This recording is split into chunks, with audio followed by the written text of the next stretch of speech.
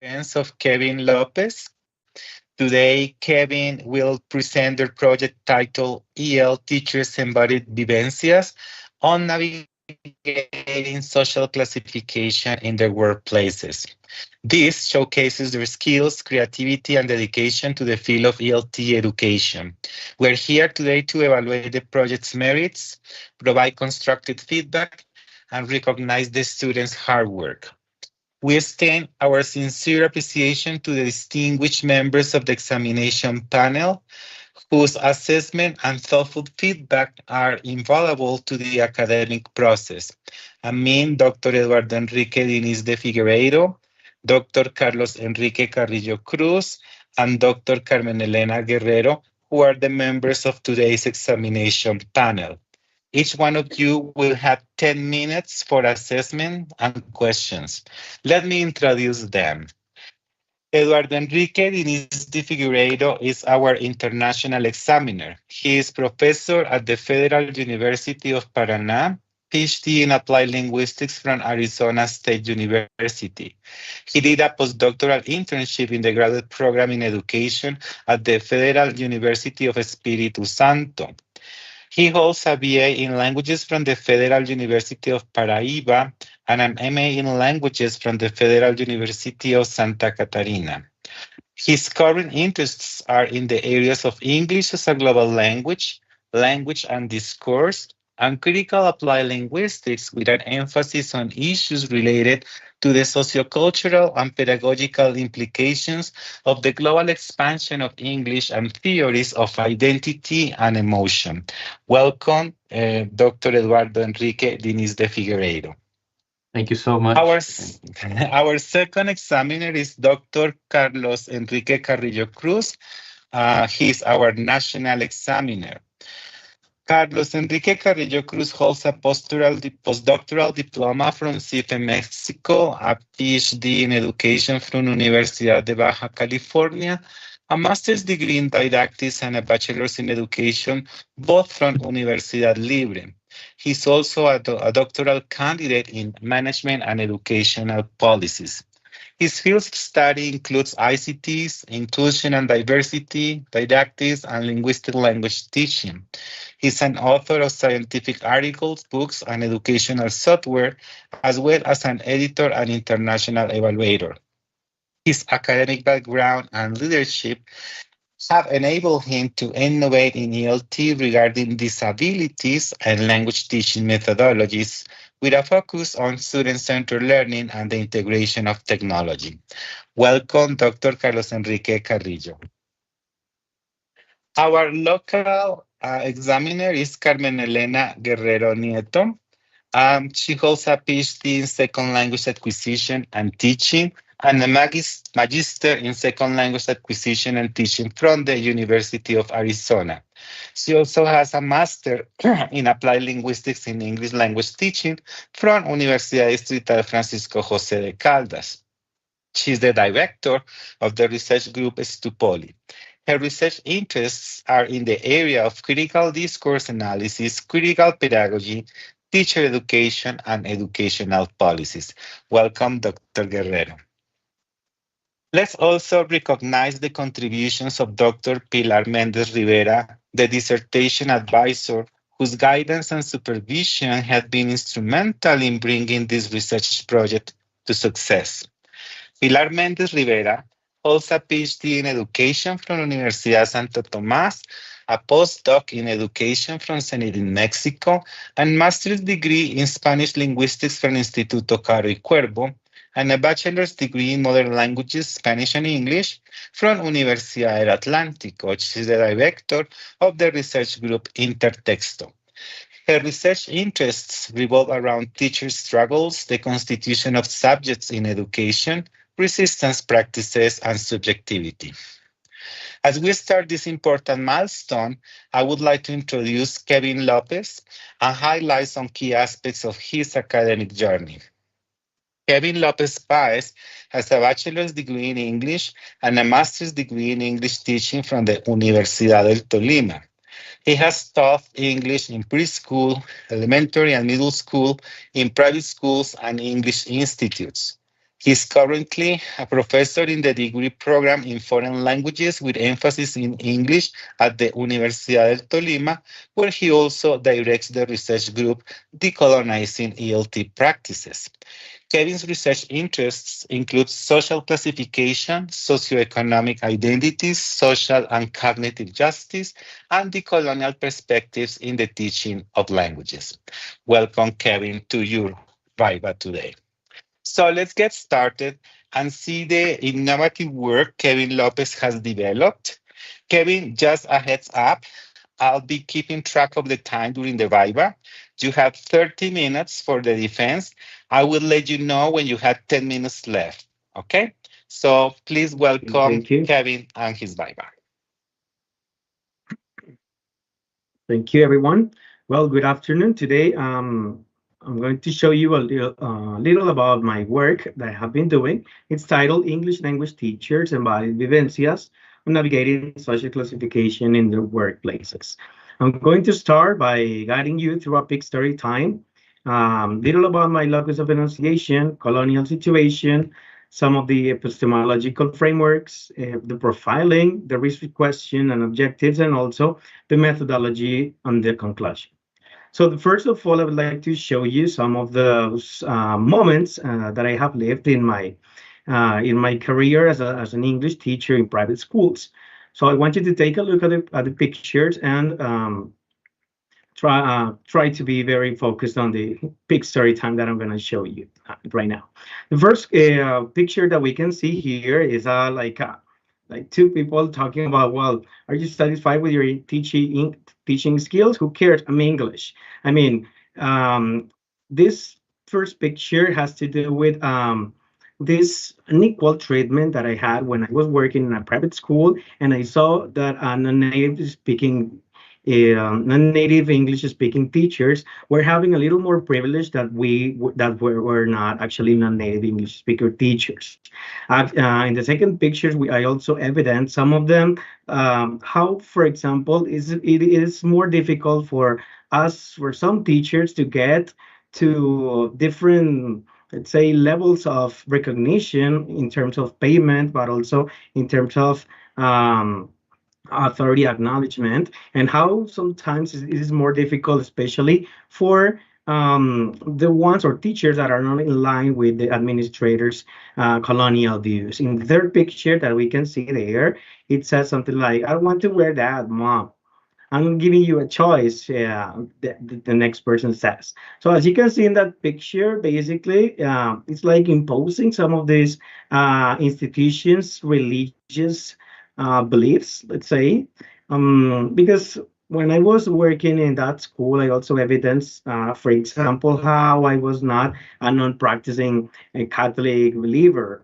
And so I was kind of like imposed to practice certain religious practices, let's say, to engage in certain religious practices that that didn't align with my beliefs. But anyhow, I had to because of my contract, because of fear of losing my job, right?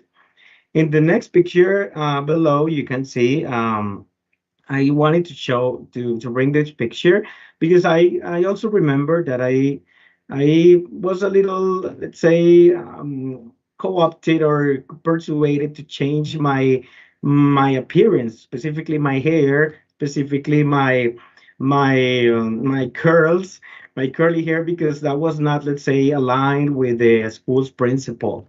I also wanted to show you this picture that are like two parents fighting the teacher, and it's because I remember that in all of the meetings that we were sharing in that school, there was something very specific that it was like parents trying to seize or take advantage of their status as customers because they were paying, anyhow they were clients.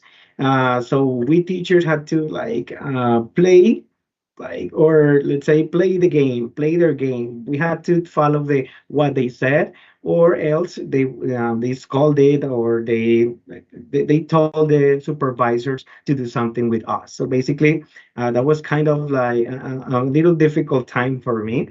And well, this last book I wanted to show it to this short big story time because I remember also that when I was working, we were very attached, very linked to some Spaniard books, and we couldn't get out of it. I mean, we had to cover two books, in a bimester, like, and we couldn't do like much regarding this use, so we had to follow it very completely.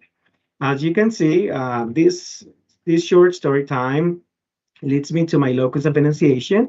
And so just to tell you that I'm a lower middle class mestizo, I'm practicing Catholic, cisgender, 29-year-old English language teacher from a peripheral Colombian town called Libre, who has studied in English institutes, private schools, and universities in a peripheral city, this peripheral city. Well, specifically, private schools have affected me and colleagues of mine as we have been classified in terms of not only, let's say, socioeconomic conditions, but in terms of race, religion, our beliefs, gender, language, for example. The monolithic view of English language, for example, that they impose in certain private schools, somehow managed to upset us, right? Also, authority and knowledge. So all of this is to tell you that this project advocates for invisibilizing and delving into EL teachers, embodied social classification vivencias, and how we have been put in marginalized places due to our actions and identities at workplace, or the control of our multiple existence areas, right? I wanted to bring this picture, and as you can see, we can see like we can see some very colored pictures and some like blurred or gray words, right? Phrases. So I wanted to call this by my own classification and how other people or how other administrators in the school have classified me. First of all, um, as you can see here, we have apparently I have a C1 level, right, for the eyes of the administrators. And but basically, in other words, for some administrators, that is not enough to pay equally regarding a non-native native English-speaking teacher, right? So somehow we are classified as non-native English speaker teachers, and we have not, let's say, we don't have, let's say, the same conditions or the same treatment in terms of economy, right? I also have here in some of the words in the upper left corner, heterosexual male teacher privilege. This is how sometimes some schools, some administrators have classified me, because I lived it, and I can say that we male teachers have a lot of privileges regarding with respect to women, female teachers, right? I also have this picture like socioeconomic awareness. I think I consider myself very aware of these socioeconomic aspects. But on the other hand, we have on this left part, like the unpunctual. I've also been classified as unpunctual, but some, let's say, some administrators, some coordinators sometimes don't think about what is behind, right? Why do you come late? Well, sometimes we teachers have to pay for the bus, and especially if we are very front from the school, and we are at the wheeling, at the driver's wheel, right? So we cannot, let's say, that doesn't depend on us, right? I have also been classified as professionally dissident, because sometimes coordinators see me like using español, inglés, mezclando un poco with this. So I think that they consider me and they have classified me as professionally dissident. I'm not even, let's say, in line with this monolithic view or English only policies at school. In the picture below that you can see, in the phrase below the picture, you can see administrators downplaying my age. I have received a lot of comments regarding my age, especially when I was working in schools, in terms of not being I was not capable of teaching certain grades. I'm not capable of teaching over 10th grade because maybe my age wasn't enough, or I was not paid on time because I didn't like I didn't have the right to demand punctual payment because I didn't have children, right? I also have a picture here related to code switching, and some of the things that I have been like, I consider myself, I do in class sometimes. And well, here we have authority downplay. Some parents and coordinators have classified us, or especially me, as not having authority because of my age, but also because maybe they can say that the authority is like the coordinator or the area leader, right? And well, physically disciplined, as I told you before, some of my appearance that is not aligned sometimes with the private schools, right? This leads me to establish a colonial situation that is related to all of the things that I told you before. So, what is the problem here? What is the colonial situation? Is that based on all of these situations that I lived, I started to think about, okay, how can I theorize from this? How can I theorize from the vivencias, from the experiences that I went through when I was working in that place? So I came to the conclusion that, for example, there is a modern colonial architecture in English curricula, textbooks, and culture. Specifically, we are very attached to this. Or some schools are attached to the idea of having a complete book, let's say coverage, but not thinking about, let's say, other cultural or intercultural elements that we can do with students outside the classroom, right? And also like not having this perception of this colonial view of topics in the textbooks, right? I also have some internal colonialism. Internal colonialism is also present in my colonial situation, especially in Latin American schools. We can see how specifically teachers, even if they are also Colombian teachers, and even supervisors that are also Colombian, they exercise an internal colonialism. How can we see this, for example, when they prefer native English speaking teachers, or when they choose from a very patriarchal perspective of hiring teachers, or when, for example, they just follow certain practices that are in line with this religious imposition. Schools administrators colonial thinking that establish hierarchies and exclusionary acts, exercising dispossession, extractivism, and commodification to EL teachers. Well, I can see here that all of these elements that Kangaraja, Pennycook, Philipson have also mentioned some of these, let's say, critical or reflexive engagements. I consider that, especially in schools, we can see a very noticeable colonial hierarchies and exclusionary acts, especially to female teachers and preschool teachers, because they are not, let's say, in charge of doing specifically the task they were hired for, but they are, for example, they are hired, or they are like they are put to do childcare, like caregiving tasks, right? I also consider that teachers struggle enter and exit their hierarchy-led classifications is part of this colonial situation that not only I not only live, but maybe other classmates have lived, and I can see that it's difficult sometimes to enter a privileged position in terms of treatment, in terms of acknowledgement, and also, as you can see in the picture, I wanted to bring this picture. Like sometimes it is a little difficult. It's like a labyrinth, right? Sometimes it is difficult to enter, but also to exit those classifications. That was a little about my colonial situation, and then I wanted to talk to you a little about this my theoretical framework. That is like, why did I have here social class to social classification? Why do I have two concepts here and a narrow? Well, first of all, when I was entering the doctoral program, I was thinking of studying the social class notion, because I was very interested in, well, how these socioeconomic conditions affect us in school, not only teachers and students.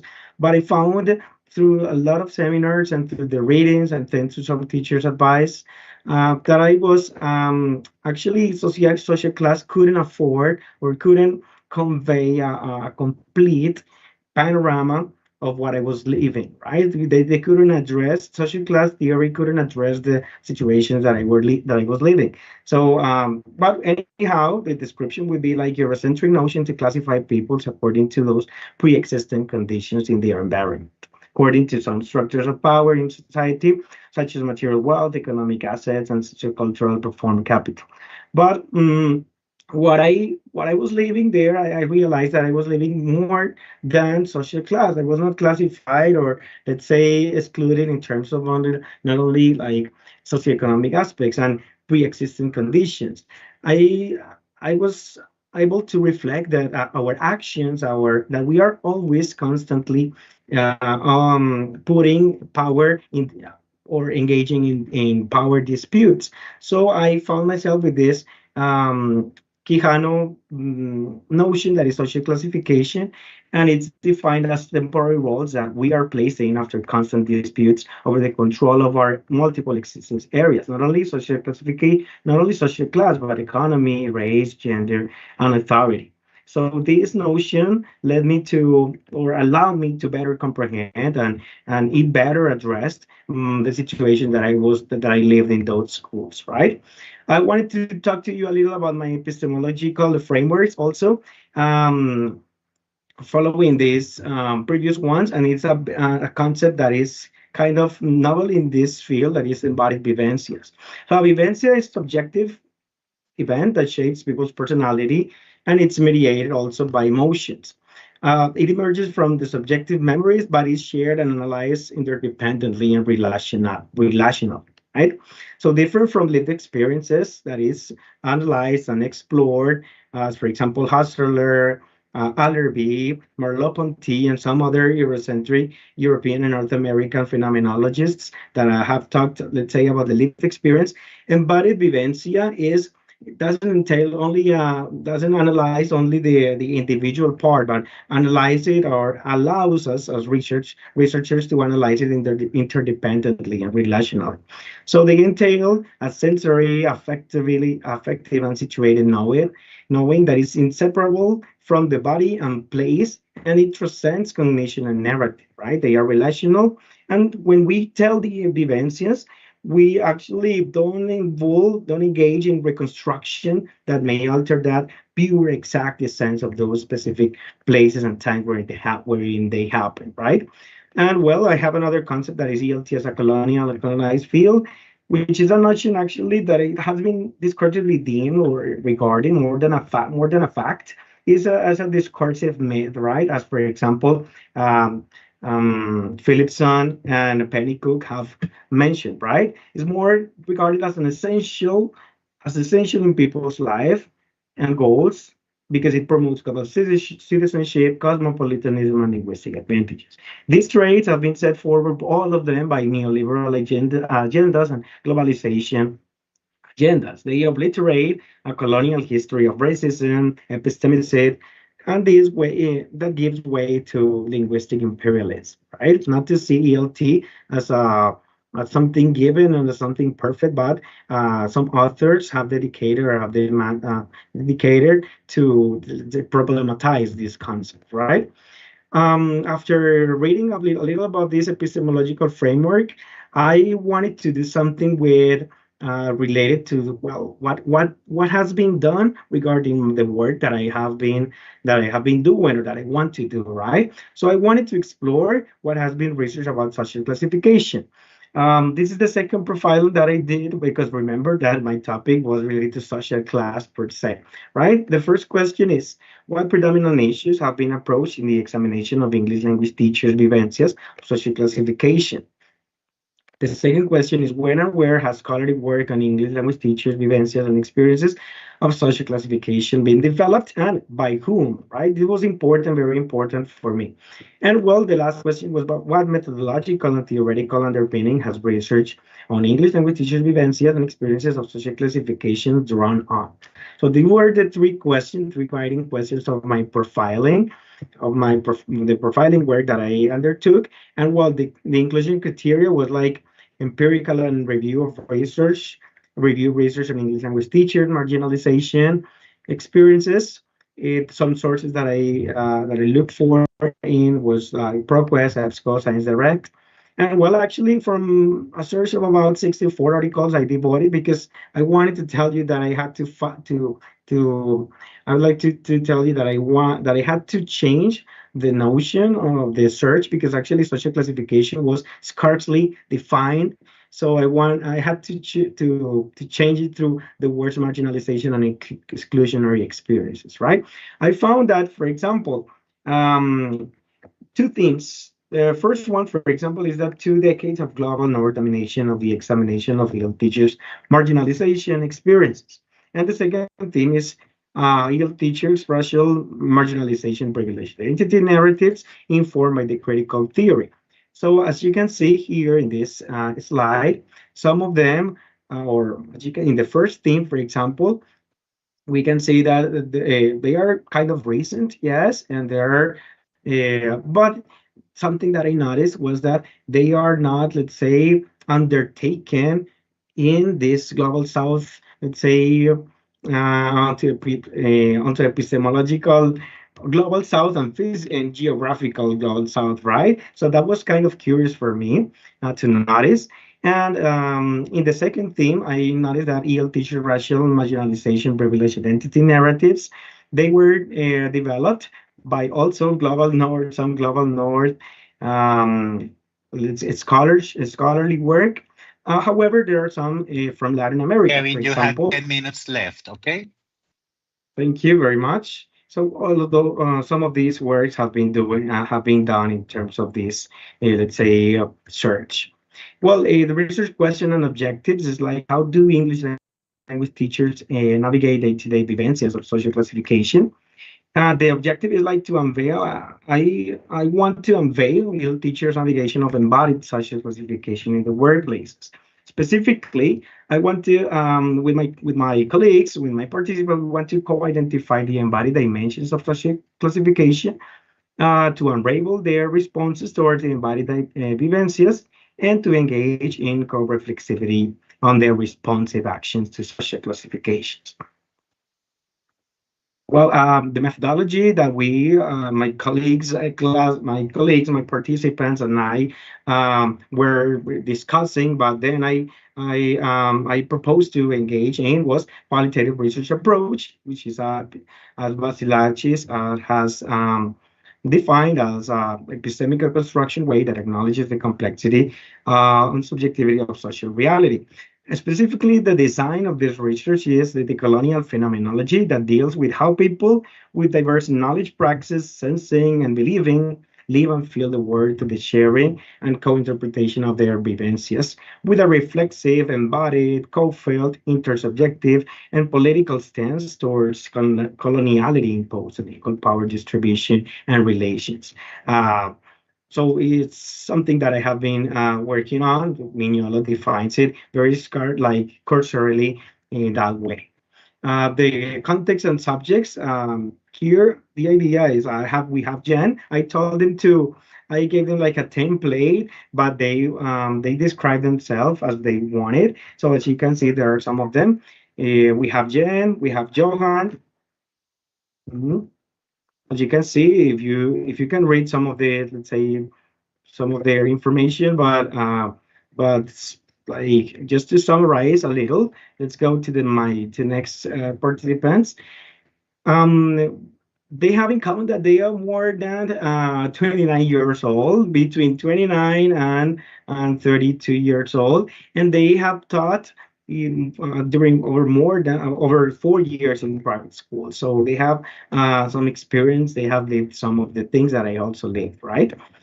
One of the co-reunion of vivencias that I have thought about this dissertation project is that these teacher catch-ups. All of these aids are intended to carry out to represent the daily life doings that we teachers engage in our daily lives, right? And well, also they represent the semiotic resources and the devices that we normally, when going out of the school, what we engage in, and the communication that we usually use with our classmates. These teacher catch-ups that is the first aid are small face-to-face encounters, And well, it takes the form of informal conversations. Usually we go and eat something in my house, in their house, or in some places. We start talking about some things related to vivencias in their teaching, in their workplaces, right?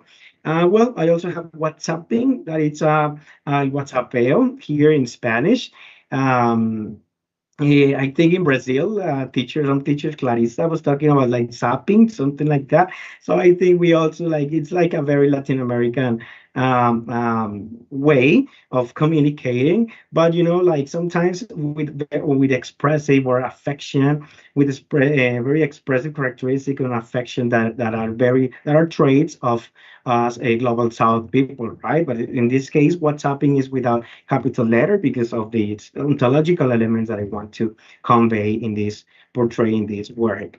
These are some samples of some WhatsApping. So I have been collecting like some chats that we have been engaging in, and it's like informal chattering with voice messages and all of the things that are characterized as we centennials or any other people actually that we communicate through it. What is the data analysis approach? I wanted to call it interweaving vivencias here. As you can see, interweaving for Andean indigenous imply observing colors and textures and start weaving among each other, right? So all of the colors are unique. All of the colors, all of the weaves, all of the threads have colors, but they are, even if they are unique in color and texture, they can be joined. So this is the data analysis, what I want to do with the vivencias of my colleagues, my participant colleagues. This data analysis approach has some, let's say, ontological embodied dispositions. They serve as guiding ontological condition for us researchers to get ready to analyze data, right? They are relationalities, hierarchical thinking, nonlinearity and becoming, ontologies of significance, and embodied analysis. The steps to carry out this analysis that I am proposing here, that we have been agreeing with my participant colleagues, is like, first, collectively read all of the shared vivencial conversations that you read before, like the chats and teacher catch-ups transcripts, and collectively read them again, just for the sake of remembering, and to get into the disposition. Then co-reflect and co-interpret on these highlighted vivencias. Let's say try to make sense of them and highlight the ones that were a little more impactful for them.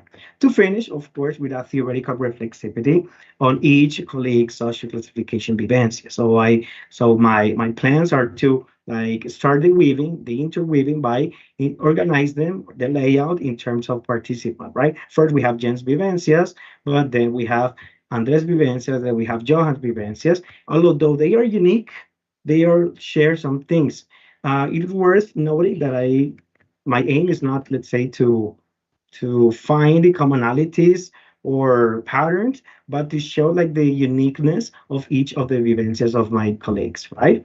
And well, we have some references here that I used in these slides. And well, thank you very much for listening. Thank you so much, Kevin, for your presentation. Thanks a lot. We are very excited to see you right now in this process of evaluation. As I informed before, now we have the intervention of the panel of examiners. As it is customary in our program, we want to invite first our international examiner. So Dr. Eduardo Enrique Diniz de Figueiredo, the floor is yours. You have 10 minutes for your feedback, comments, and questions. All right, thank you very much. I want to start by saying that I'm very happy to be here in Kevin's, at this moment of Kevin's academic life. Kevin was here about a month ago, right, Kevin, that you returned, right? He was here for a month in Curitiba, and it was a pleasure to have him. He participated in many activities with some of our colleagues, and it was really nice it's really nice to see you again, Kevin. And it was really nice to dialogue with him, although briefly, because he was here for only a month, about his project and to read his work and everything. So thank you for the opportunity to engage with you. I want to start by saying that I really enjoyed your text and your presentation, Kevin, as I mentioned to you personally, right? I think your text is a bold attempt to contribute to our field, to education, to applied linguistics. I know that you situate yourself more into education than into applied linguistics because we talked about that, right? But I do see that you somehow occupy both of these fields, right, with your research. I think it's a bold attempt, to contribute. I think it's a very mature piece of work, right? You're trying to engage with new concepts, or at least bringing concepts to light that you think that perhaps our field should be looking more into. So I think it is a very mature, I think it's very well advised. So I want to congratulate Pilar as well. Take the moment to say that, right? And I was very happy to see that you, after you received our comments, that you worked on them very carefully within your text. You know, so I was really happy with that, right? You responded very well to them. I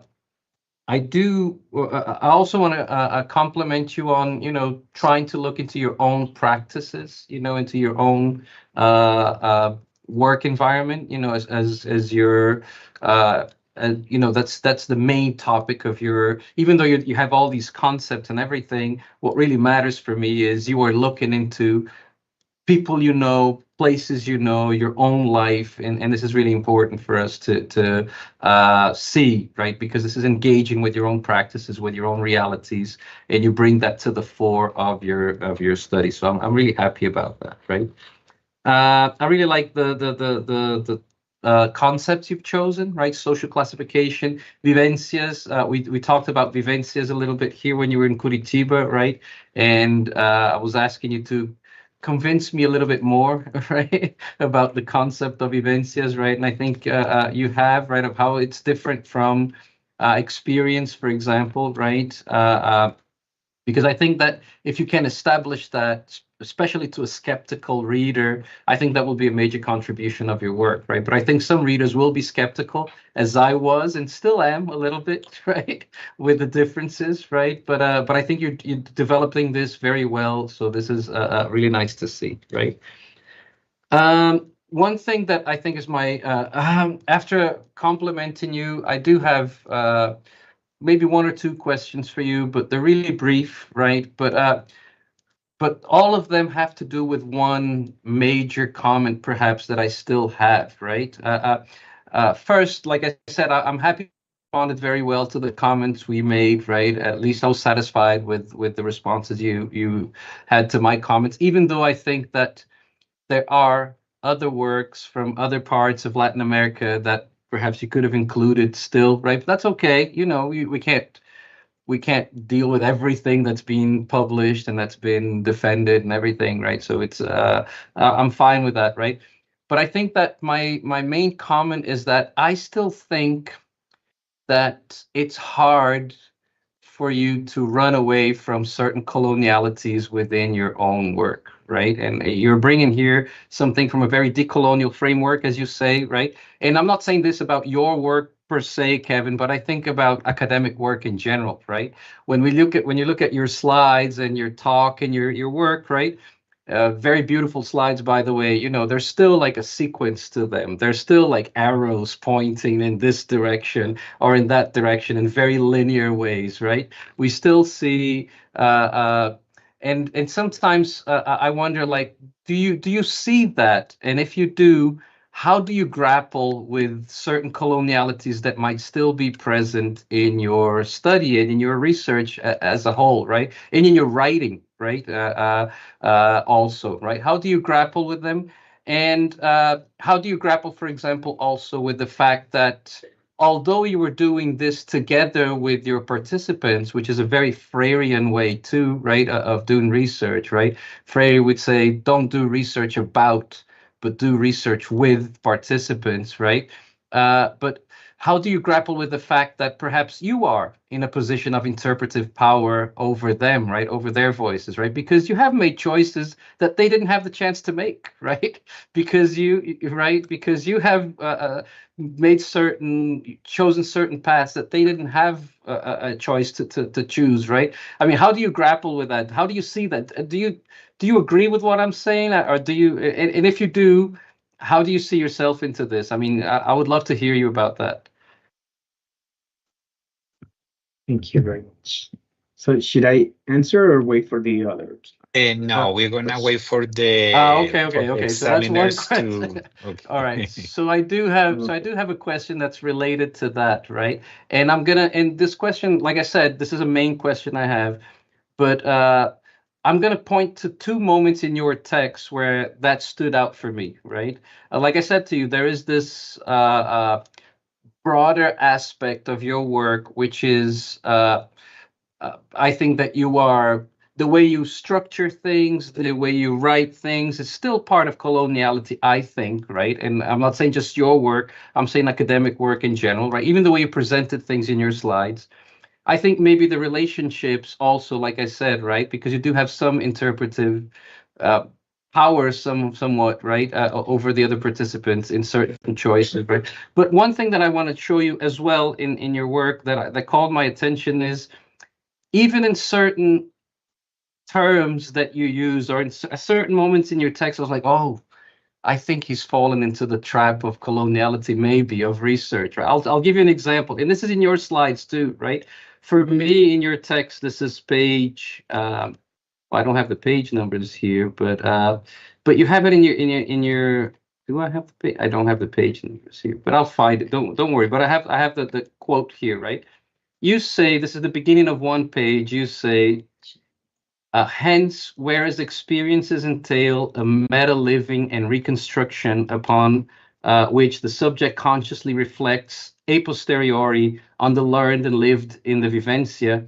Vivencias deal with the pure first-hand living of the event without involving reflective reconstruction that may alter the pure essence of the situated and specific place and time when it occurred. I was thinking, in a decolonial study, do we have space for something that to be called pure first-hand living and pure essence of a situated and specific place and time? I don't know if we have that much space for purity and for this, untouched, experience. And so I was, so that's one example of, sometimes maybe you've fallen into this trap of coloniality, right? Another one, which is later in your text, is when you're talking about you and your participants, and you say, our co-reflection and co-interpretation moments and our closeness throughout the interweaving process can guarantee genuine findings. And I'm like, oh, that's strong, right? How can you guarantee genuine findings, right? Is there space for something like genuine, pristine, unique, right? I think that the beauty of decoloniality is in the diversity and the possibility that your understandings might be questioned and they might be wrong, and that you acknowledge that, right? And that's why I think Carmen did that in her comments. I did a little bit too, which is like, sometimes I was thinking, okay, Kevin, but I want to see more of you in the text, and I think I have seen more of you in the text in the second version, right? But I still think that you can talk about these tensions and how you can grapple with certain things that, I think you might be still falling into traps of coloniality. I don't know, right? But this is just my take on this. I think my 10 minutes are almost gone, right? Yes. Right. Yeah, I'm pretty much done, right? But that's it that I would like you to reply to at the end, right? But again, thank you very much, and congratulations on work that I think is very, very, very, very interesting and very mature, as I said, right? Thank you so much, Dr. De Figueiredo. And now it is the turn for Dr. Carlos Enrique Carrillo. Well, thank you so much. It's a privilege being here with you all today. First, Kevin, I would like to say congrats for sure. Like, it is paramount to shape EL teaching and learning identity, and I do think what you are working on, it's a really impressive contribution in the field. So first, that different things I would like you to refer by in a further presentation concerning to what you are doing. Certainly, colonial studies are focused on self-perspectives and how we are restructuring those inner identities and how this is gaining value in society. However, to me, concerning to the formal state of a doctoral program, it is always important first to try to address, even from the peak story time, how this may be related with this colonial situation you were presenting later on.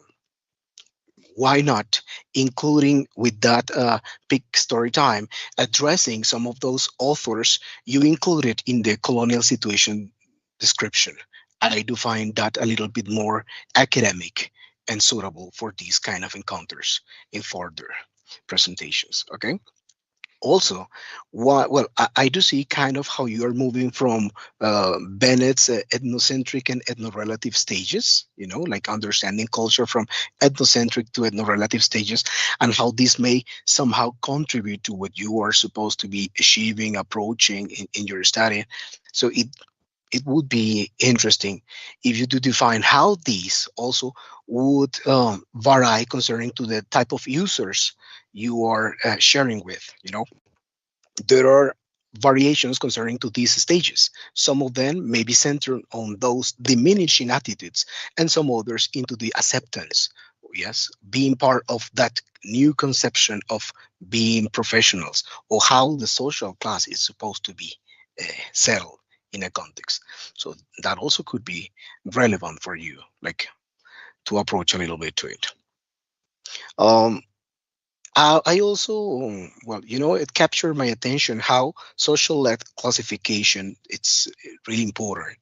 And in the theoretical framework, I do think you could include a little bit more on how the blossoming of diversity in all of this colonial study may inquire on what the previous, what Dr. Eduardo was referring to, these genuine findings. It is certainly difficult to establish how genuine findings are going to be tracked in these type of studies, right? But certainly, I do think you could define how all of these findings may be enriched by those nuances beyond the sample that you are going to be exploring with. Epistemologically, I do find it beautiful. Like, to me, it is pleasant seeing how you are going deeper into how all of these meaningful correlations actually north-southern into the profiling set, its meaning and its leading into what you are then disclosing as the ontological dispositions. However, again, I am not sure, yes, about how you are going to rely on the objectivity. Yes, I think there is a gap there concerning to these ontological dispositions and how to assure the objectivity from what you are supposed to be modeling. So it's something I do suggest you to take into account. Yes. Human science and formal studies have been usually discussing about how something is scientific, how something it is not, and how we are just narrowing these kind of decolonial studies into the understanding of something that goes farther than patterns in grouping, as you were reflecting. Nevertheless, we always, as scholars, have to be clear about how this still being research and objective, for sure. Okay, so even though your voice is part of this study, because of the nature of the study, obviously, I do recommend you to be really clear about how this maintains the level of formality and objectivity as well. Okay? Thank you so much. Those are my contributions. And again, thank you so much, Kevin.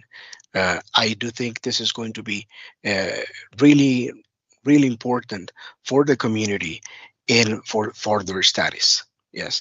The question I would just like to finish this would be, what if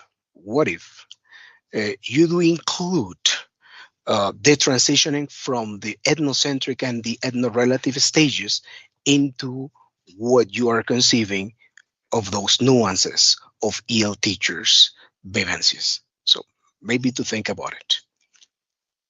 Thank you very much, Professor. It's a very good question. Thank you so much, Dr. Carrillo, for your comments and questions.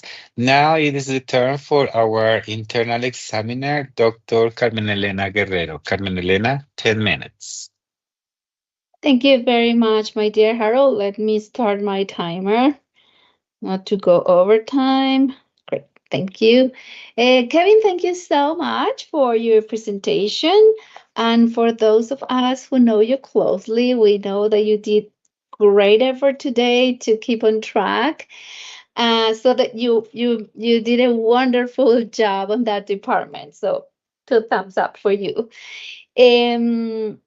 I really like the layout of your presentation, and although, as Eduardo pointed out, it kind of sticks to the traditional way of presenting research, we know also that it's a bit of a hard being within, trying to be disruptive within a very structured, organization. But so thank you very much. You were very organized and your presentation was very, very clear to me, easy to follow, and also very engaging. I really love the first part when you presented this story time. And I think that at least I could relate to all these aspects that you presented there. And then when you went to your locus of enunciation, they show who you are and why this piece of research is important for you, like how it connects to you. It was really it was very nice to see how you connect and how all these experiences have marked you. And sometimes these are very subtle experiences, like when you were talking about the hair, that we share the same concern. But sometimes for people in general, that is like, just deal with it. But for us, it's not. And I think no matter how small these types of classification are, they are important. They are important to the persons who are subjected to those types of social classification. So I really like how you were connecting different aspects of your life to your study. Because again, I think many people relate to what you were saying. And although sometimes, again, I repeat myself, these are very subtle. They leave marks in who we are and how we construct ourselves as English teachers. Then when you were talking about the colonial situation, which I think was interesting, this is just a small, I don't know how to say that, but you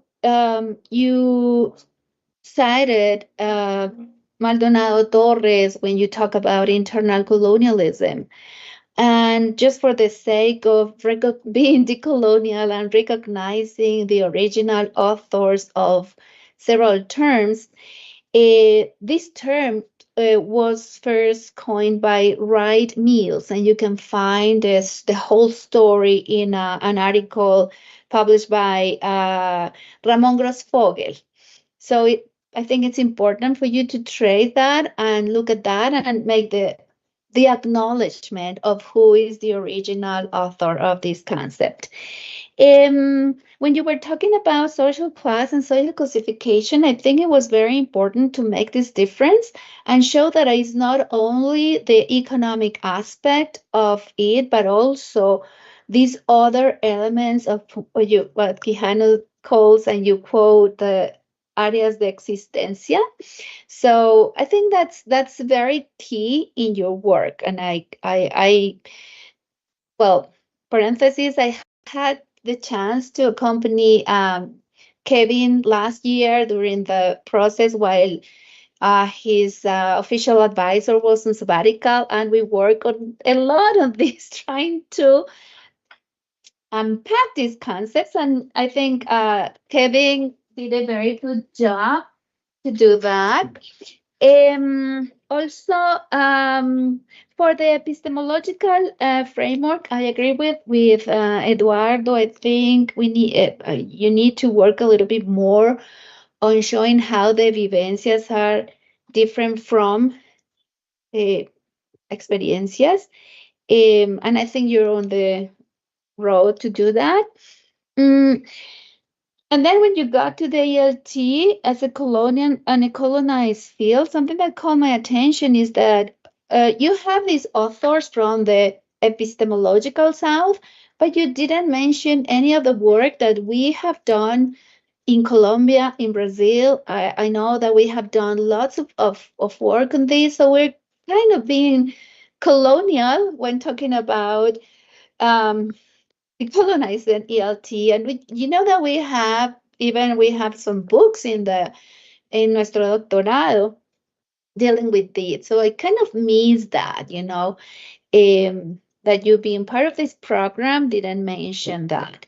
And then with the profiling, let me plug this.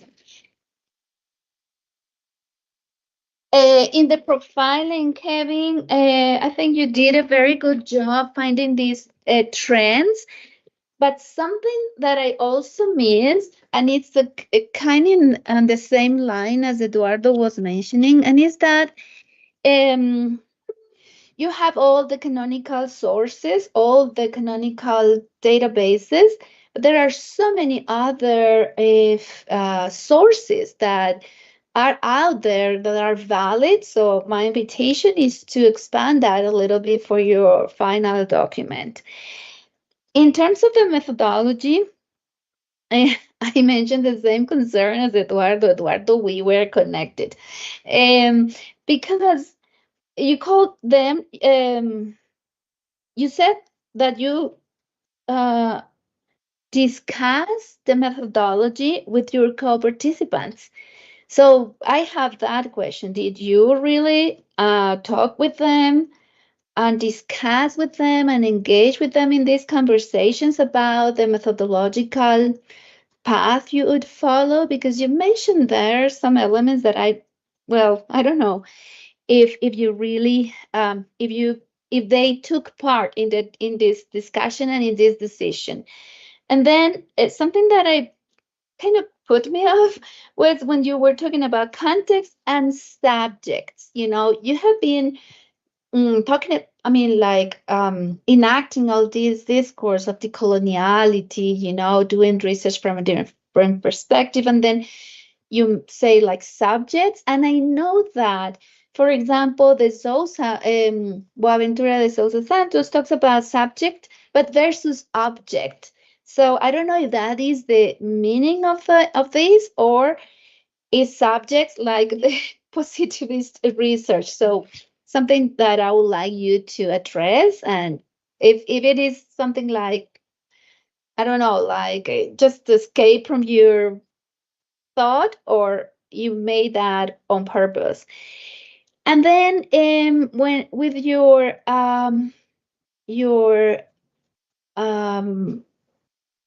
objectives, you were talking about the convivencias, como reflexionar, creo. So my question is, are your participants on the board with you? And also something that I was thinking a lot, you have co-reflect, co-interpret, theoretical reflexivity.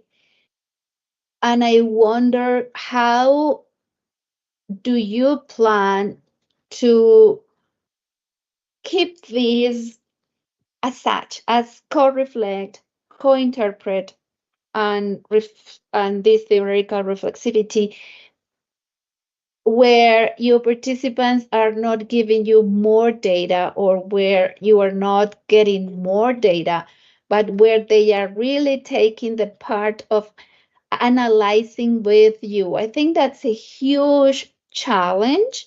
And I wonder if you have made some provisions for that to make sure that this is what is happening and not just producing more data. I think my time is almost up. So thank you very much, Kevin. Again, very happy to see you at this stage of your doctoral studies. And well, congratulations. Thank you, teacher. Thank you very much. Thank you so much to our panel of examiners. Now, Kevin, we are going to give you up to 30 minutes to answer the questions, comments that your panel of examiners just gave us. So the floor is yours, Kevin. Thank you so much, Professor, for Eduardo, Teacher Carrillo, and Professor Carmen. Thank you for your questions and comments. I'm very glad that you found this pertinent and your comments, but also your questions that I'm going to be addressing right now.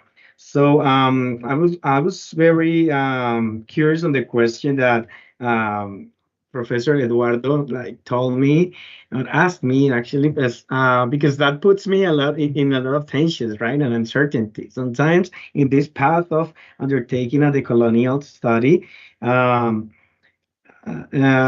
a lot of uncertainty that actually we wrote a whole chapter on that. We have to add another one that is this one, right? How can I run away from this colonial, let's say, architecture of writing or of doing the dissertation, right? How do I grapple with some colonialities that are still present in my work? For example, what Professor Carmen was talking about, the subjects that I included there, because I that was actually very that wasn't on purpose, that I'm going to be addressing it later. But so that is an example, right? How that leads me to analyze myself and reflect even more than we have been done during these years, right? So I think these uncertainties and these, let's say, tensions that we have been put when we are engaged in this type of work is that they are addressed during the path. How can I say this? I mean, we can learn from all of this, let's say, professors, colleagues, but actually, I think that reading and getting to know more works of the kind can enlighten this, or can, let's say, untie these concerns, right? So in terms of answering the question of how do I cope with some colonial impositions in my writing, that was one of the Professor Eduardo's questions. I would say that although it's sometimes we're like playing tricks on, how can we say, like going through the cracks to publish something that is considered decolonial, even in some journals.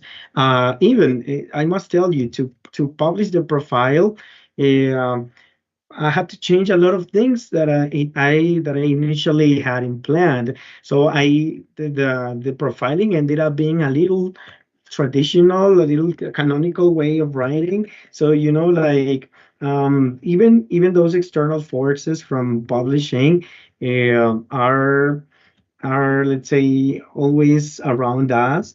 We can find some ways to, let's say, to keep a balance, right? While we get into this transition of acknowledging, or let's say, other people acknowledge the colonial research as, let's say, also let's valid, right, in the eyes of some publishing houses and journal, and well, these formats, even in the format that I wrote the project, right? So my answer would be like, there are different ways of that I consider my work is kind of like the linking from these canonical aspects, and one of them is deals with the choice of those aids of to collect data as we canonically know, right? And but also with the ways of writing of writing. I consider that specifically when I'm writing like the data collection, what I call the correction of vivencias, and the way I'm going to that I am interviewing them, it's a way that it's let's say not very traditional, um, because I'm recognizing somehow the each vivencia of each participant and doing it like in a reflection way, in a reflective way, in a reflection based way, let's say, and more than let's say compartmentalized, right? Like thematically divided, for example. But certainly, it's a question that it's that I have been that I have to think about more. Thank you for the question, Professor Eduardo. And the other question is, what is pure for the what is pure? What is uh, guarantee? Words like unique? Can they be included in this disruptive work, let's say? Well, I consider that first of all, I have to mend and to arrange some of the phrasal, let's say, elements that I have been writing, because what I am say referring to pure is the pure for the person, right? Not this is just to clarify. I'm not, let's say, these findings are, let's say, genuine because they come from them, and these are not, let's say, they are not telling lies, or they are not mistaking, or they're not mistaken, sorry. They are right, and they are right that in all schools are administrators are bad, for example. So my purpose is, and I think our purpose in let's say co-constructing these vivencias is not to mention that the answers, for example, the opinion of some of my colleagues, is to be taken as granted, right, as a given. But I consider that what I refer to is a given, is pure for them. It's a genuine um, aspect, an element, a lived moment for them, right? What I wanted to convey there, like the genuine answer, the genuine responses are because they lived them there themselves, right? Not because they did, let's say, some comparison with other people, or they had like an average on a, let's say, on an average answer based on an average number, right? So what I mean by pure, by genuine, is like the moment that it happened, right? In the moment that happened, and this takes me to the and some more of me in the writing. Thank you very much, Professor Eduardo. I am working on towards including more of myself there in the writing, more flesh and blood in the dissertation, because I can say a lot of things with my classmate, with my colleagues. That is surely going to be done. And then this leads me to the next question by Professor Carrillo, that says, like, how these guarantee, or this mm, purity of people's, let's say, uh, vivencias, experiences, and what is the difference between vivencias and experience? Well, that is a concept and a differentiation that I've been working on, especially because of the time I can explain it a lot, but specifically, yeah, the lived experience is a very phenomenological, let's say, rooted, the concept, and not only other we must cast van manen, but but in terms of different epistemologies, the concept of vivencia, mm, if we analyze it, is that they are in terms of, and this is the word pure and unique, right? Like we are telling some unique and pure exact moments where we lived it. We don't have to like alter it with reflections or a lot of questions from the researcher, but we just leave it and try to go back to that reality, right? And the fact of having this relational co-sharing of vivencia makes it a little different from the experience, right? From at least lived experience, and plus it has to do more with the sensing, with the emotioning, with the connection with our words, right? More than that the abstract and philosophical aspects that, for example, Husserl and Heidegger firstly started to mention in the mind body binary, right? Or binaries.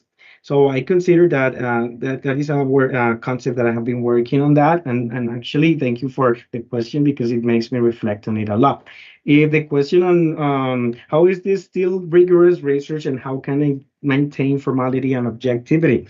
Well, I consider that even though the colonial research tends to well, it tends to, and actually it's against these positivist frameworks of research that look for the, let's say, empiricism and let's say validation, and how can we corroborate that this is rigorous, and understanding that the colonial works go against this, these discourses of validation, validity, reliability. What I am proposing in the dissertation and in the comments that I did as a correction was actually like trying to rely on the relationalities and on the let's say that's why Professor Eduardo told me something like that, like on the closeness, right? When we are, let's say, co-constructing some vivencias, and we are relying on the pure experiences that they had, right? And that they and the vivencias that they lived in the moment. So that for me can tell me, yes, I don't have like anything sure on how any elements to make sure that actually what they said is true or false, right? Because that would be very positivist. How can we make these findings very rigorous? So I would think that that is something that I can work on. Thank you for the suggestion on how to maintain rigorous and objectivity in the research. But I think if we are, I don't have a definite answer, but if we the let's say so far as of now, I can tell you that the answer can be in the relationalities and in the, let's say, in the closeness of how well I know the colleagues I'm working on, right? Of course, this work cannot be. This is something that I wanted to talk to. This work is not to be, let's say, generalizable because, of course, the experiences that the vivencia, the experiences that they lived were are not going to be, or well, maybe are not going to be the same as other groups of people in another geography, right? So thank you for the question. I'm going to be working on that because as you said, it's not only about not only concerning my work, but as the work that that have been like blossoming, emerging in the decolonial turn, right? And the etnocentric and the relative stages with my colleagues. I think that was a good like comment on Professor Carrillo. But I consider that if we what I am trying to do is like analyzing from frameworks that have not been, let's say, um, that have not been theorized, let's say, by like some, let's say, global north scholars. I understand very well like this from this endocentricity and the relative stages by Bennett, for example. But this I understand the point of Professor Eduardo that which is like how can we make my participant, which is like how the way I interpret it, how can I have my participant colleagues pass from an ethnocentric to an relative stages, but applied in this work, right? I think it's a good question, but it's also a challenge that I'm going to be like reflecting on them as I am writing the dissertation these years. Because I would have to see how related they are. And we also have to delve into the agendas that we have with my participants. But thank you for the suggestion. That it was a good one. And the last, the two questions from Professor Carmen. Of course, thank you for the suggestion by the internal colonialism, original and seminal author, let's say.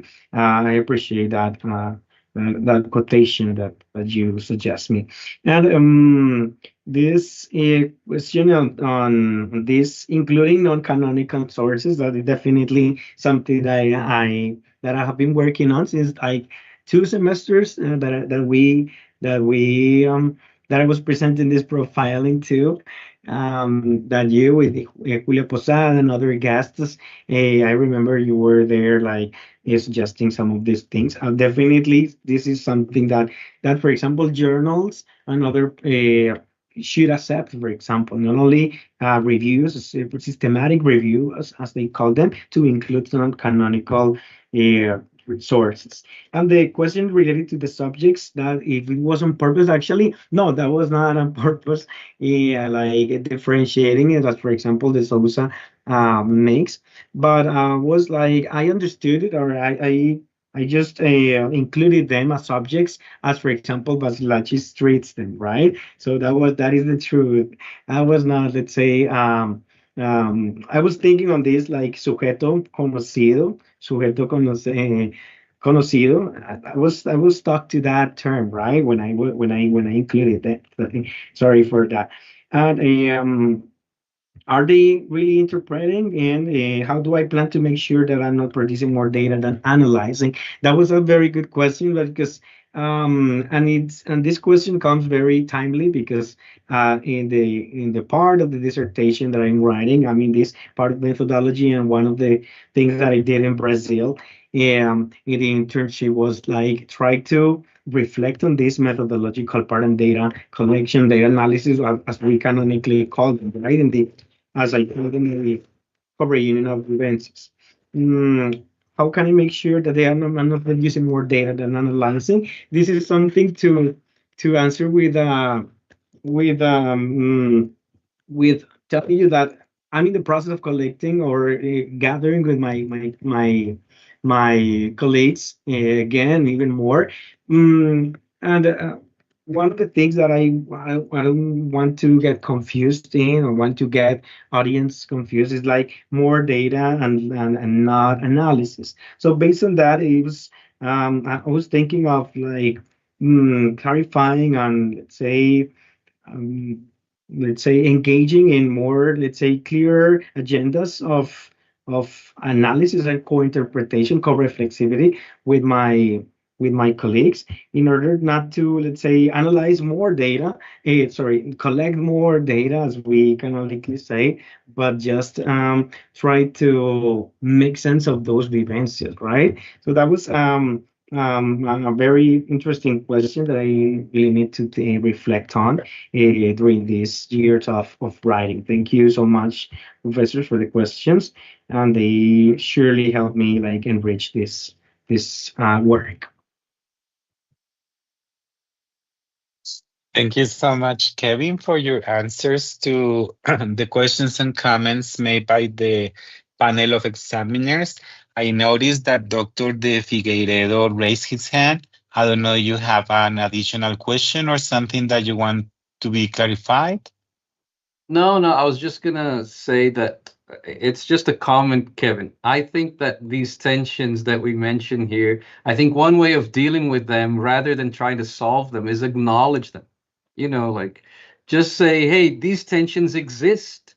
They're part of my work. They're part of who I am. They're part of our world today.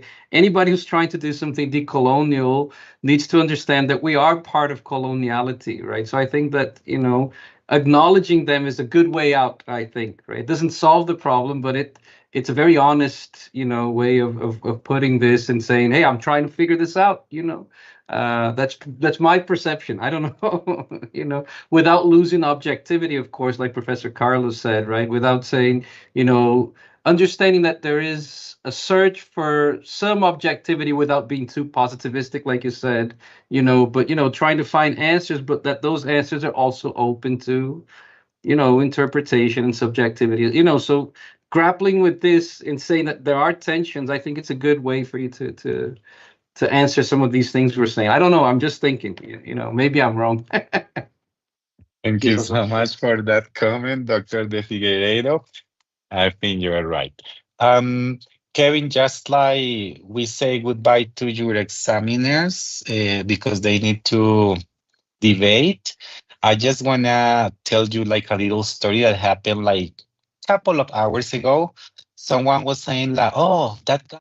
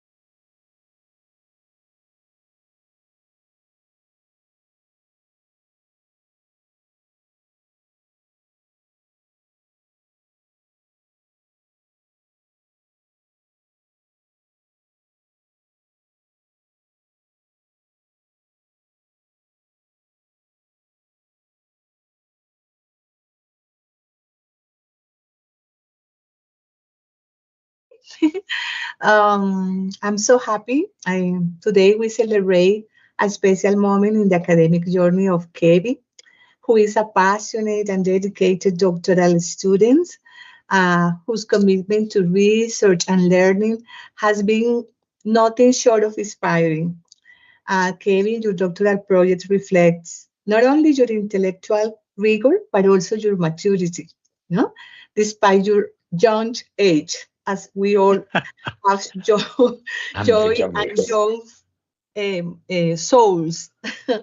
So thank you for your personal growth, your perseverance, for your hilarious comments that made us the day during our classes, with your millennial comments and your jokes.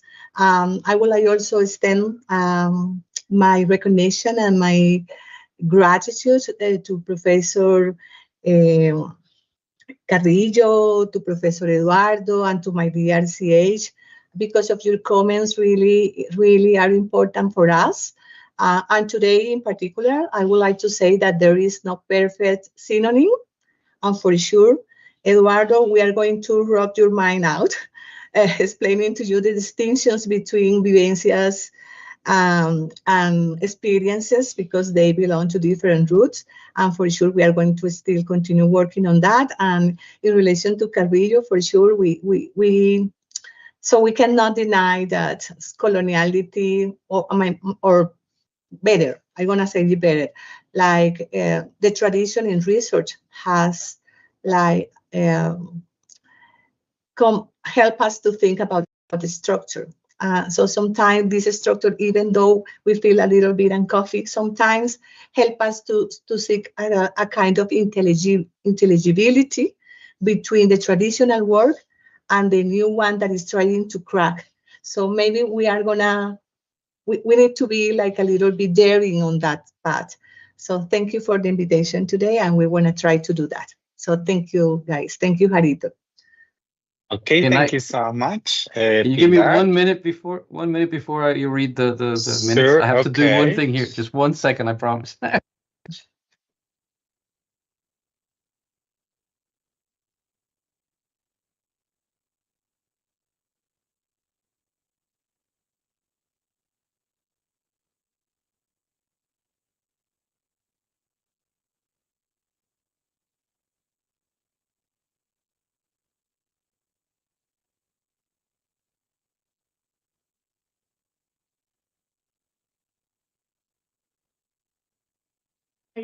Jarito, mientras viene Eduardo, ¿me recuerdas esta acta? Se la tengo que pasar para que Joana la circule para las firmas, ¿cierto? Ella es la que la Primero circula. la firmas tú. Y se la manda. Cuando la firmes, se la mandas a Joana. Joana tiene que hacer la circulación con el doctor de Figueiredo y con el doctor Carrillo. Okay, so welcome back. This is the moment of joy, and I suspect. So I'm going to ask Carmen Helena Guerrero to please read the minutes for this session. Thank you. Okay. Universidad Distrital Francisco José de Caldas, doctorado interinstitucional en educación, acta de sustentación pública, proyecto de tesis doctoral, acta número 12 de 2025. El lunes 4 de agosto de 2025, el doctor Eduardo Enrique Diniz de Figueiredo, doctor en lingüística aplicada, profesor e investigador de la Universidad Federal do Paraná, Brasil, por videoconferencia. El doctor Carlos Enrique Carrillo Cruz, doctor en educación y profesor e investigador de la Universidad Libre, Bogotá, por videoconferencia. Y la doctora Carmen Helena Guerrero Nieto, doctora en enseñanza y adquisición de segundas lenguas y profesora e investigadora del doctorado interinstitucional en educación, sede Universidad Distrital Francisco José de Caldas, Bogotá, Colombia, por videoconferencia, se reunieron como jurados evaluadores del proyecto de tesis doctoral titulado EL Teachers Embodied Vivencias on Navigating Social Classification in Their Workplaces, de autoría de Kevin Brandom López Páez, código 2022-260-1032, dirigido por la doctora Pilar Méndez Rivera, doctora en educación y profesora e investigadora del doctorado interinstitucional en educación, sede Universidad Distrital Francisco José de Caldas, en el énfasis en ELT Education. Luego de escuchar la sustentación del proyecto de tesis en mención, el panel evaluador concluyó que este es aprobado. En constancia firman doctor Eduardo Enrique Diniz de Figueiredo, doctor Carlos Enrique Carrillo, doctora Carmen Helena Guerrero. Felicitaciones, Kevin. Okay, congratulations, Kevin. We are really, really happy that now you can continue your work towards the final dissertation document. Thank you so much for all the joy and the jokes and everything that you bring to our classrooms. We really, really appreciate that enormously, really. Thank you so much again to Dr. Eduardo de Figueiredo, Dr. Carlos Carrillo, Dr. Carmen Elena Guerrero, and Dr. Pilar Méndez Rivera for your work here. Before I say goodbye, I think Carmen Elena wants to say something. Thank you, Janito. Yes, I would like to say something first, a little explanation and context for Carlos and Eduardo about age. We have this inside joke in which the younger person in the program is Harold. And Kevin was constantly defying that. And we didn't like that. No, that wasn't very light. And the other thing is that really Kevin brought lots of joy to this community, and he is so true to himself and taught us so many millennial things and vocabulary and practices, and we enjoyed the class and being around him. So thank you so much, Kevin. I'm going to miss you. Thank you very much. I'm going to miss you too. I was thinking some minutes ago, because by now, like 4th of August, we were supposed to be like some years ago, some semesters ago in class. So I'm going to miss you a lot. Extrañarlos muchos, Profe Harold, Pilar, Profe Carmen. Well, thank you, Teacher Eduardo, Carlos Carrillo. Thank you for your words, because actually those comments and questions made me reflect a lot on what I'm going to be doing this years. Okay, thank you so much. And this is the way we just finished the session for today. Thank you so much. Eduardo, please, I'm going to email you something, okay? So thank you so much, guys, for your time and participation and commitment for this Viva. Goodbye. Thank you, everyone. Thank you very much. Congrats.